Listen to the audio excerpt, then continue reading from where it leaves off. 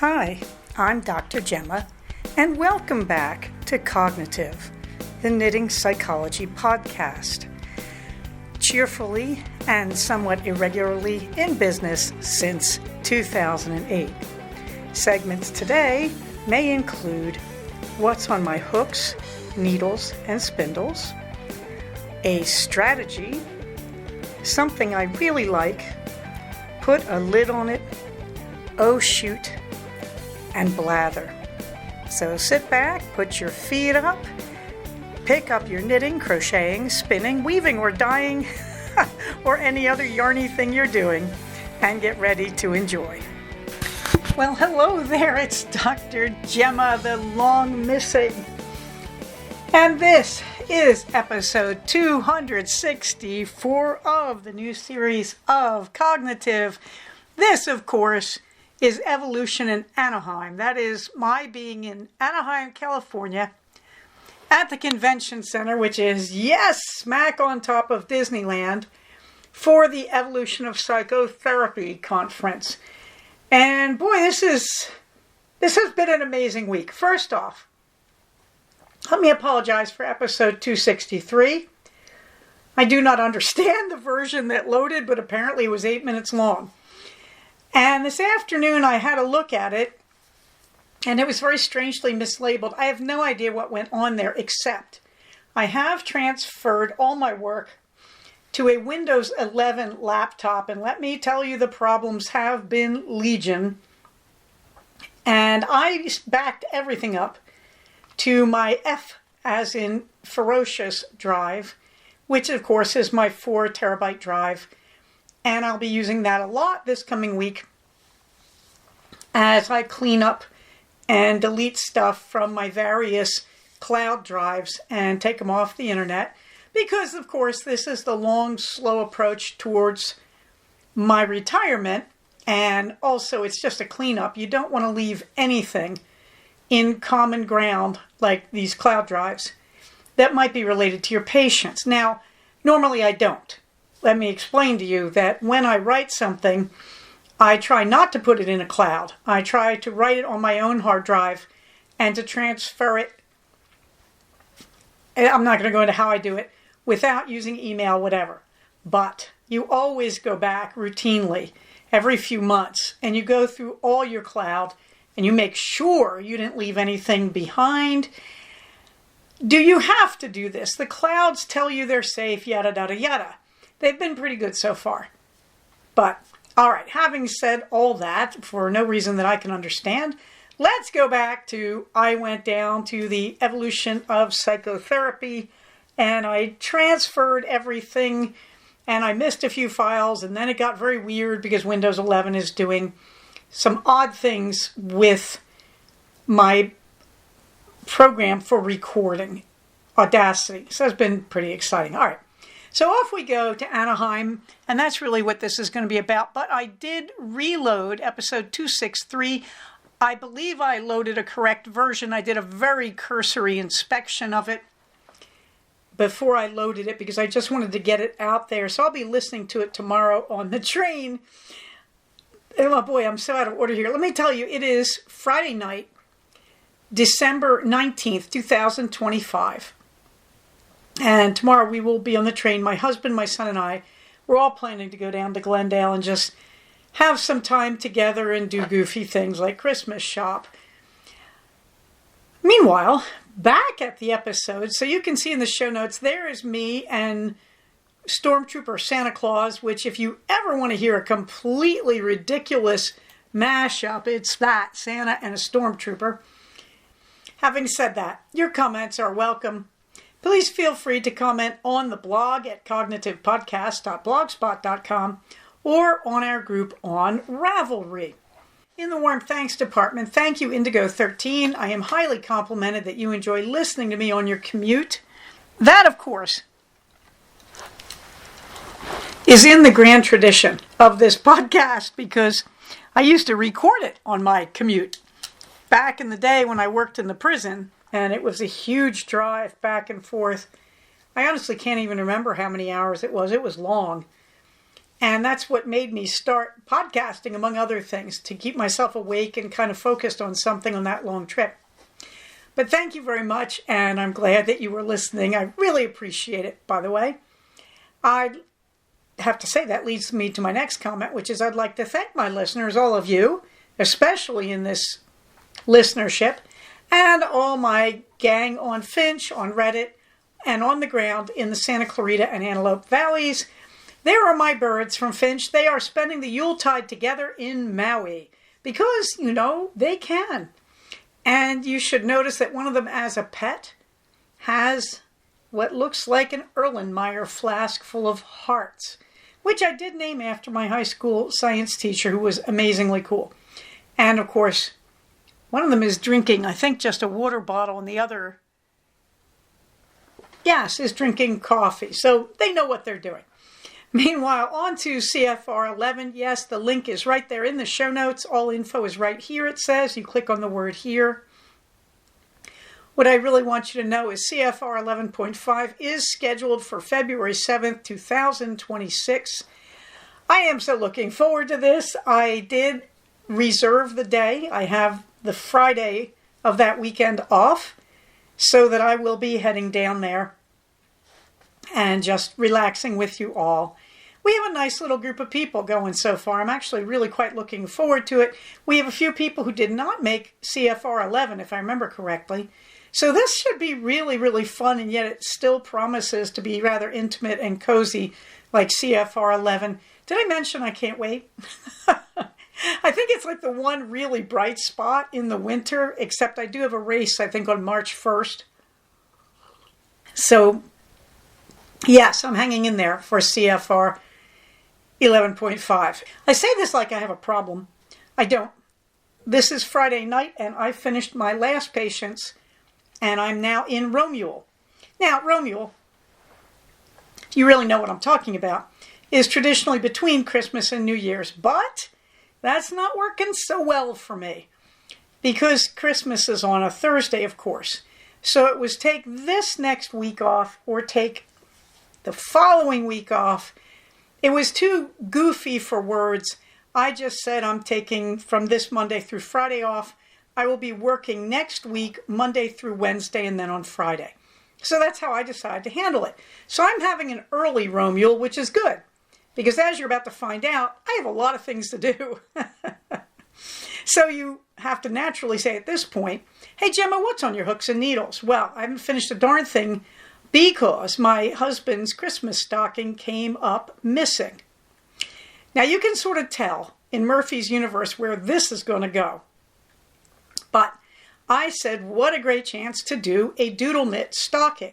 And I found that I had downloaded their digital pattern for a Christmas stocking.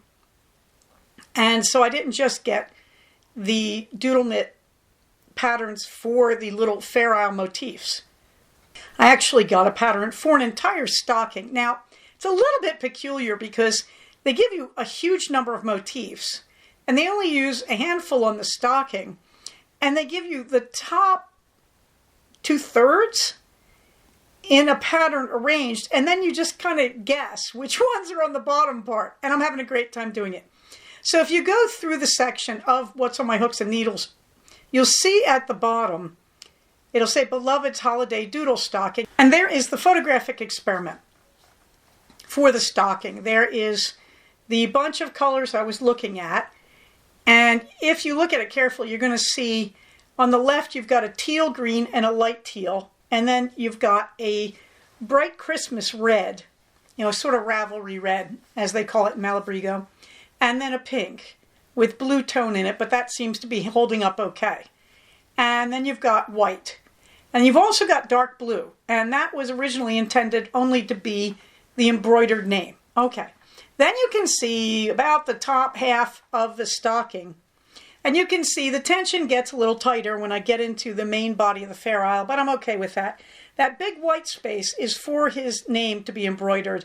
That is, I will use duplicate stitch, which in other words is kind of like counted cross stitch on knitting stitches. So I will do that. But right there you can see I'm a little further than that. Now I'm down to the heel.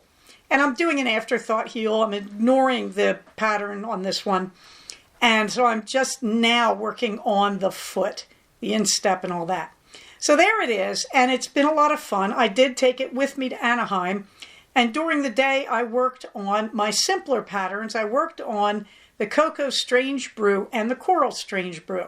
So let's talk about where they are. The Cocoa Strange Brew, I finished both sleeves. I started the body tube from the bottom up, and I did 4 inches of ribbing and 1x1 ribbing, which is traditional for me on the body of a sweater. I like a big hunk of rib at the bottom of my sweaters.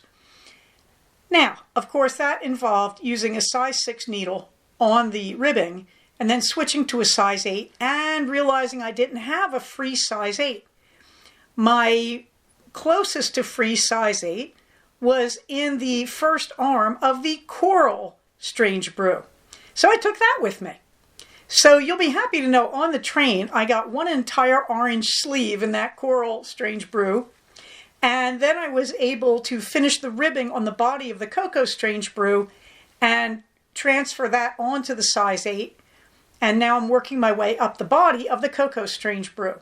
So I've got 18 inches of sleeve for the Coral Strange Brew, and I did cast on with that size 6 needle for the ribbing of the second sleeve of the Coral Strange Brew. And meanwhile, the Cocoa Strange Brew is now happily coming right along. We've got 2 sleeves, and we've got, about 5 inches of the body. That will be an 18-inch body. So we're cooking. We're cooking. Hopefully I'm going to come out of Romeo with a lot of Strange Brew. Meanwhile, I didn't work on anything else. Everything is just sitting in a holding pattern, all those other things, but I'm hoping to get some of that done. We'll see. I don't have a lot of plans yet because it has been so hard on my job lately, to be brutally honest, that I haven't even made my Romeo plans. So I am now just constantly going back to my Finch app and adding new goals under the header holidays for things I want to get done. What I can say is I'm going to do the usual kind of things, and we'll come back to that. So there we are. We're working on the 2 Strange Brews and the holiday doodle stocking. Now, where is the Murphy's Law part of this? Of course, I'm in Anaheim, and my husband says, we found my old stocking. Now, his old stocking, 40 years old. When we were dating, I used these pre-made stockings that had panels at the very top that were folded over, and they are panels and they are even weave linen. So I had embroidered and counted cross stitch these adorable little quarter moons that look like Santa Claus with hat and all, and then our names on them. And so we've had those for 40 years. So now we have another one. So off we go. I'm the only one who doesn't have 2 stockings in our family at this point. I'm fine. I'm fine. No work on the quilt squares. No work on the spinning. I do want to once again say, yes, hopefully over the holidays, I'm going to take pictures of those wheels coming to CFR 11. Looks like it's going to be my Ashford Traditional from 1994. And I'm thinking the Antique Flax wheel, which is from the late 19th, early 20th century. Okay, meanwhile, let's get on to a strategy, because I'm sort of babbling because, as you can tell, I'm recording this very last minute, and I'm going to try to rush it through editing tonight or tomorrow morning. So we'll see how that goes. So what is the strategy? It's about being stoic. I found this interesting thing online, 20 stoic lessons in 60 seconds that will make you stronger. Will they make you stronger? Well, if you decide to go with them. But I like it because it's a pretty good capsule summary of everything people love and hate about being stoic. I am a stoic, by the way, by philosophy, so this is close to my heart. And I'm sorry if I just got louder. I'm leaning into the microphone so I can read this a little better. Now, you have to be careful. In Stoicism, one of the most frequent criticisms is that there's no compassion. This is not true. Stoicism is very much about taking care of other people. The Stoics do talk about human kindness. However, what is kind of carried through as unique to Stoicism is the stuff in these 20 statements. I'm not sure I agree that all 20 of them are Stoic or come from the original Stoic writers, but I haven't read Epictetus in probably about 30 years. I'm a big fan of Marcus Aurelius. In fact, the Meditations are on my desk even as we speak. Now, the place where Stoicism gets smacked around is number 2. Discipline is the highest form of self-love. Doesn't that sound masochistic? Yes. But what they're talking about is self-discipline, that when you control yourself, your life becomes much easier. I have to say, as a clinician, I agree with that. In fact, you could identify criminal behavior and severely mentally ill behavior as the inability to control oneself, the inability to respond adaptively to situations that feel out of hand by controlling ourselves long enough to evaluate what needs to be done. That's what I think the Stoics are going for. People over the years have heard this discipline thing as this kind of cruelty thing or rigidity or strictness. No, I don't think that's what anybody is saying. Marcus Aurelius comes across as an incredibly humane man. He constantly talks in the Meditations about trying to understand that other people have problems, and that has to be recognized when you deal with them. So no, I don't think there's anything in Stoicism about being cold-hearted or rigid. But I think it's easy for us to misinterpret the word discipline. In our culture and in the English language, the word discipline has taken on the wrong connotation. That is, we have built it up to mean strictness, rigidity, and punishment. Discipline is actually from the word to teach in Latin. And that's the point. Discipline is appropriate teaching.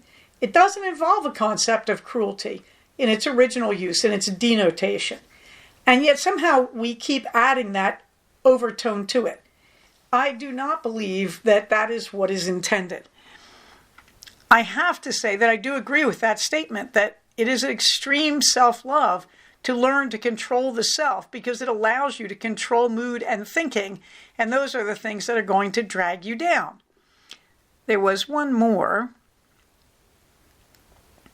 Oh, number 18, suffering becomes strength when you accept it. Oh boy. Oh yeah. So people have misinterpreted that as Stoicism saying suffering is good for the soul. No, we don't actually say that. Nobody believes in Stoicism, if they know what they're talking about, that suffering is good. But they do believe that it's inevitable. And so the Stoics say, if you must suffer, what is the best you can do with that? And so they say, well, if nothing else, you try to learn, is there any meaning to my suffering? And those of you who've been paying attention when we talk about the acronyms for distress tolerance in dialectical behavioral therapy, which is a subset of COG-B, we do talk about the acronym IMPROVE, and the M in IMPROVE stands for meaningfulness. In other words, if you're stuck in a bad situation, ask yourself, is there a meaning that I can attribute to this? Can I learn from this? Can I make anything positive out of it? That is pure Stoicism. It doesn't mean we should make ourselves suffer. That is called crazy Gothic Christianity. I believe that's I can't remember if it's the 12th or the 14th century, where they're walking around flogging themselves. And no. That is not a Stoic thing to do. That's a crazy thing to do. That self-punishment is not Stoicism. Okay, we're not out there trying to make suffering. That's ridiculous. But we do accept suffering as an unavoidable part of life. And so what are you going to do? If you can't avoid it, can you get any good out of it?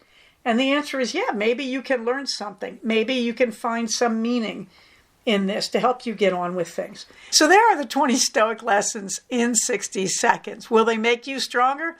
If you can live with them. I would say these are life goals. Oh, shoot.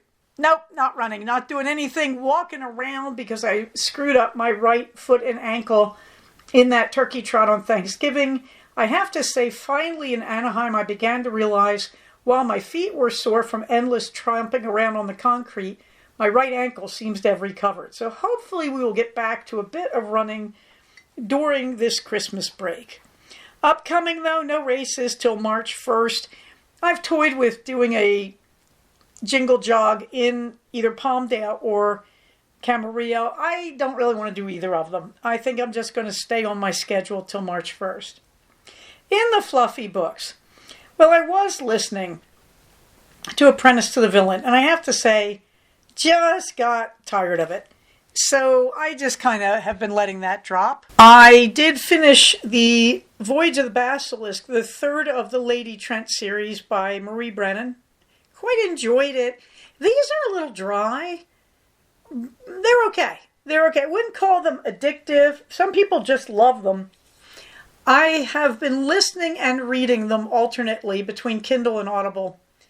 And I think the reader is very, very good. I can't really fall in love with these characters. It's just very interesting. The way she approaches things, she basically takes the world and renames every country. In Voyage of the Basilisk, she takes on fluidity of gender, and she does a pretty good job with it. I have to hand it to her. I do feel that there's some cultural stereotypes, but of course the character is quasi-Victorian, more Edwardian. Okay, so, I think she's doing an interesting job. That's about the best thing I can say. Now, I also finished reading The Lady's Road Guide to Utter Ruin. That one kept me on the edge of my seat for quite a while. I have enjoyed that series. There is a third one coming out, and that's all I'm going to say because I don't want to give you any spoilers. They're a fun series. That's, I believe, Alison Goodman, and they're good. Right now, I'm reading the fourth of the Lady Trent books. That is Labyrinth of the Drakes, I believe. And it's interesting. I'll put the links in next week because I'm really rushing today. Something I really like. Cheap sardines from Costco. Yes, kids, I went to Anaheim and I had to eat. And I was there from Saturday when we took the train down to Thursday morning when I took the train back lonesome. And I had to eat. So what did I do? Well, I took down freeze-dried coffee. What did I take? I took instant Starbucks. A little can of that because I had it around the house. And I took down a couple small packets of my protein drink, Keto Chow. And I made myself coffee for breakfast because I am an intermittent faster. So I would have coffee for breakfast with a touch of cream and a touch of the Keto Chow. I used my frother. It killed the frother eventually, but it served nobly. That's all I can say. So I took my little hand frother.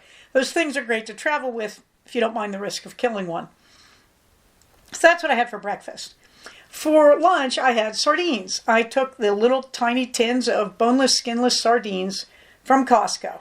They're very cheap. You can get 6 of them for, I think, $12.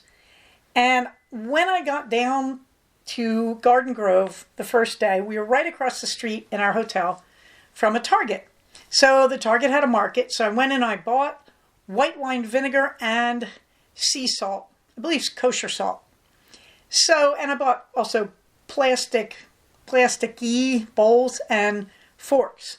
So every day I opened a tin of sardines, mashed them up, added salt and vinegar, and ate them. It made a really filling and satisfying lunch. They're little tiny cans, but believe me, that's enough. I have to admit, I came home saying, please, no sardines for about 72 hours, which is about how long I think I made it. I had them again today for lunch. No, I didn't make it 72 hours. I think I made it about 30 hours. Oh, well. Kind of fond of those sardines. Okay, now that's the good news. And so something I really like, those cheap sardines at Costco. They're great. It's a cheap lunch, believe it or not. For dinner, I was going out, and I'll talk about that a little later probably. Meanwhile, I also bought the Fishwife fancy sardines in preserved lemon. Do not touch those things. Seriously, do not. I opened one. One would not even open. The ring came right off, and I couldn't even get it open with a can opener. Where did I buy these things? Oh, I got them online. It was a 4-pack, 2 in the lemon sauce and 2 in hot pepper oil. Haven't even touched those babies. Second one with the lemon, with preserved lemon, I got open. Oh, heavens. I can't remember many things in my life that have tasted as bad as sardines in that stuff. So I'm just going to say, avoid those. This is a company called Fishwife that's been canning interesting fish. So I've also got their tuna in, I think it's in a hot sauce that I got at Costco, which I haven't tried and now I'm kind of scared of. But the cheap sardines in olive oil from Costco, love those guys. Meanwhile, the back episodes are on Proton, episodes 51 to 100 of this new series of the Cognitive Podcast. Put a lid on it. Okay, I'm still on the tea tastings from Plum Deluxe's newest Advent calendar. This calendar has been really good so far. Now, I have to tell you, I think I'm up to day 11, and it is the 19th, because I have just been savoring both bags from a lot of these because they've been so good. Day 7 is raspberry currant, red rooibos, black currants, raspberries, rose hips, blackberry leaf, bergamot oil, natural flavor. Winner, winner, chicken dinner. Boy, is this good. It is a wonderful type of Earl Grey herbal, and I cannot recommend this one enough. It is fruity, and at the same time it has that lovely bergamot citrusiness behind it. The scent is fabulous. This is a total winner. Day 8 had, I can't remember if it had alfalfa or lavender. I'm allergic to both, so no, I didn't eat that one. Day 9 was fantastic. Day 9, decaf spiced marzipan. Now, I have to admit, I don't like marzipan type teas. I seem to remember this from last year. I don't remember being that impressed with it. Well, I really liked it this year. This is a decaf black tea, and then red rooibos tea, orange peel, cinnamon, ginger, clove, and whatever the natural flavor is. I think the marzipan is supposed to make it sweet or something, or imply that it's sweet. I don't know, but I really, really quite liked it. I found it just very fruity, and it didn't have too much sweetness. Now, I'm sweetening these things usually with 2 drops of liquid stevia from a dropper bottle. I bought this on Amazon. And so I'm being really careful to be light with the sweetener. But boy, did this one respond well to sweetener. So I'm just going to say we had 2 winners, day 7 and day 9. Day 7, the raspberry currant, and day 9, the decaf spiced marzipan. Also, interestingly enough, even though it's called spiced marzipan, I did not find it really spicy. I enjoyed the fruitiness of it. I just thought it was a winner. And I like this sort of black tea flavor hovering in the background, that this is a decaf black. So this is a really nice breakfast tea type of entry. On to the blather. Ooh, we're going quickly today. So there's a picture of my son in a snow globe. He went to some activity with his social group, and they took pictures of him, and there he is in the middle of this snow globe. I think it's very adorable. But, again, he is my son. And then on Saturday, it was time to go to Anaheim. So we decided the whole family could go, and the beloved son on Sunday could have a day at Disney. That isn't cheap, let me tell you. But we bought him the pass to both parks, and I bought him a fast pass too. So that came out to be a bit pricey. But okay, that's one of his that is his big Christmas present.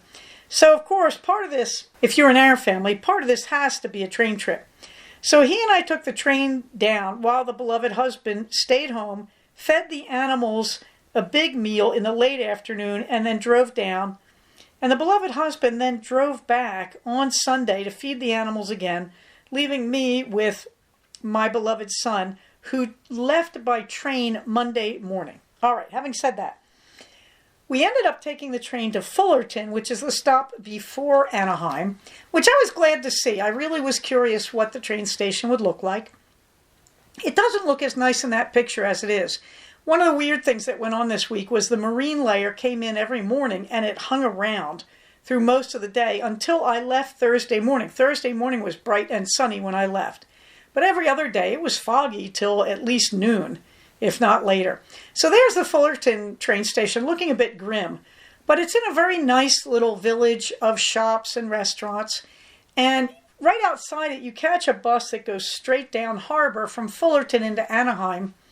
And we went past Disney and past the Sheraton I usually stay at on harbor, the Sheraton Park at the convention center. We went all the way down to the Sheraton in Garden Grove because I couldn't get Saturday night at the Sheraton in Anaheim. So we went down to Garden Grove, and there's my son on the train. We had a lot of fun. We left fairly early, so we realized we were going to be on the train till about 2:30 in the afternoon. So we did have a Starbucks feast on the train. So there you can see our fruit and cheese and egg and cheese boxes and our cups of coffee. And there is the beloved son crackering down with me on the Metrolink train. So we got there, and he was really tired. He had slept badly the night before. So he laid down, and I walked over to the Target, and I bought the vinegar and such that I needed. And I got a very adorable Santa mug, which I did leave behind. I did that consciously. I didn't want to bring it home. I thought it'd be a nice gift for the ladies who cleaned the room, along with, the salt, the vinegar, and a few other bits and bobs. So on Sunday, we got the beloved son off to Disney, and then the hubs took me, he met me up at the Sheraton. We did all the luggage exchange, and then he went off home. And I sat for 6 hours in an ethics class with I think it was a 2-hour lunch break. Oh, baby. There is nothing like professional ethics to make you twitchy. If you're wondering what that's like, first of all, we have a 4-hour requirement every 2 years to take law and ethics. So this does meet that. It used to be a 6-hour requirement, which I think is what this course was designed to fill. But the Board of Psych in California has reduced that to 4 hours, and they have made our diversity training a 4-hour requirement, which is a fine thing. And unfortunately, evolution doesn't even try to go after diversity anymore, which I find extremely disappointing, to put it mildly. However, I did do the 6-hour ethics class, so that's 6 hours off my 36. The other thing my board did, they got rid of our live requirement, so I can sit at home and watch the rest of this on the internet. And that's pretty much what happened, because I had a full week of patients, and we've had a lot of upheaval at my job, and this is not my job's fault. Basically, the insurance companies for health insurance in California are playing silly beggars with us, and some of the insurance providers are pulling out of the state. So we have all had upheaval on our caseloads, and it hasn't been pretty. It's gone on for about the last month, and it's involved sobbing, weeping clients who can't afford to pay us out of pocket. It's been so emotionally grinding, I can't even go there. Plus, then we had to replace them with new patients, so a lot of closing, opening paperwork. It's been very, very grinding. So I went out to do this, and I didn't really get to do the Evolution Conference, but I don't feel bad because all the speakers I wanted to hear had to back out due to age and health issues, believe it or not. There was only at the end of it, I think 2 people I really would have wanted to hear. And one of them 2 years ago was so crazy, I think they busted him down to a really kind of tedious topic. Actually, he was talking about Epictetus and the Stoics and Cog B, because he's a Cog B therapist, but I really felt like he was somehow having his knuckles rapped for his kind of terrifying stuff on AI 2 years ago. I'll let you know, because I will be watching these lectures in January. The other thing that bugs me, they used to release the lectures the very day they were given. They'd release them on video. Now they're not releasing them till January. I'm unhappy because I had planned to spend this coming week lying around the house knitting and listening to these lectures, and now they're not there. So what can I say? It's very, very disappointing. I guess I'll have to have a vacation. So anyway, the beloved son came back from Disney, and the husband was out, and we went over to Blaze Pizza and got pizzas, brought half pizzas each back to the hotel room, and my son made my life more beautiful. On Monday morning, he got up early to get the train. We both did. And I said, do you want to go downstairs to the restaurant and get breakfast? He said, let's eat the pizza. Now, I have to tell you, I am half Italian. Italians eat cold pizza for breakfast all the time. In fact, it's a kind of running joke among Italian Americans. Because of Lent, and because meat used to be banned on Fridays in the Catholic Church, which in the days of Italian immigration, most of the immigrants were Catholics, the Italian immigrants. Okay, so on Friday night you had pizza without meat on it, just a cheese pizza with tomato. That meant there was leftover pizza on Saturday morning. So it is this Italian-American tradition to eat cold pizza on Saturday mornings. So there's my son and I eating cold pizza in our hotel room. Happy? You bet I was. Every now and then, this kid is so American, but every now and then I tell you, the blood will out. So then he left. I took him all the way down to the train station, took the bus down to the Arctic Junction and got on the train there, sent him off, came back and did my week. Did Monday through Wednesday. I did all my patients at the Sheraton with a virtual private network and all the security and the phony background and all that good stuff.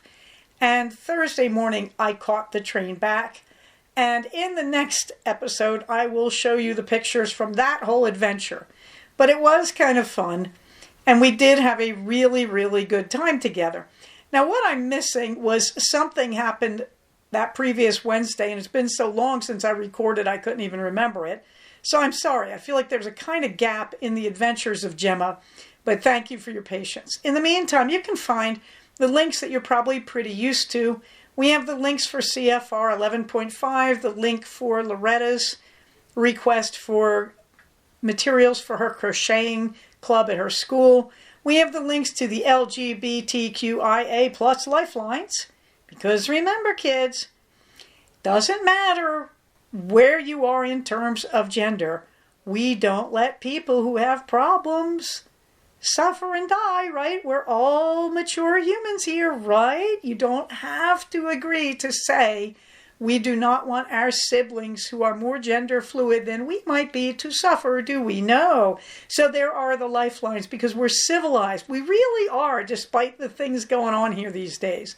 Having said that, you can see the links to the books I have used, the library of links to knitting and crocheting stuff that I've used and talked about before in Cognitive, my favorite resources for buying things. In fact, today I'm supposed to have a big bunch of labels from Birch and Cider. Can't wait to see those. And of course, the links to the skills and techniques that I love. Yes, there are still also those links for those of us who need help around the whole ICE thing, because we do still have people in the streets harassing American citizens with weaponry and threats. In the meantime, my calendar is there, and I am happy to tell you as I record this, my Romeo vacation officially starts tomorrow through the 28th and again on January 1st. After that, CFR 11 in February of 2026. And then my race calendar and CFR 12 on November 14th. Minerva gets the last word. There is poor Minerva lying on my suitcase the night before I left. The minute I bring out the suitcase, she claws it up and then she lies on it. This would be Minerva's way of saying, must you do this?